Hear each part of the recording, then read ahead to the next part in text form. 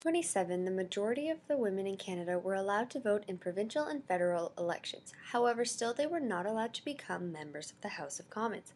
Thanks to the determination of the famous five, the Persons Case was created and approved, finally allowing women to become members of Senate. The problem all started with the British North American Act, which was the law that governed Canada back in the 1920s. Section 24 of the Act stated, the only way people could be appointed to Senate was if they were a qualified person. A qualified person was at least 30 years old, owned a property worth a minimum of $4,000, and was a man. This meant no woman was allowed to become a member of Senate.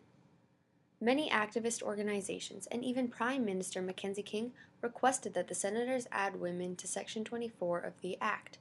However, the requests were always ignored. Even though women were constantly being shut down just for trying to protect their rights, activist Emily Murphy was determined to find a way. Murphy assembled a group of 4 other activists, Henrietta Meir Edwards, Nellie McClung, Louise McKinney, and Irene Parlby, creating the group the Famous Five. These women got to work and had a petition sent to the Supreme Court.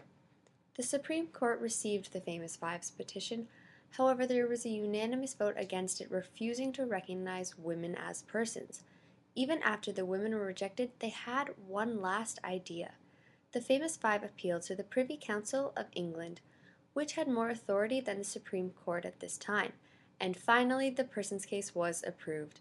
The historical significance of the Persons Case approval is that it led the way to improving gender equality in Canada, and rights could no longer be denied based on gender. Without the determination of the Famous Five and the Persons Case approval, we wouldn't have the Canada we have today.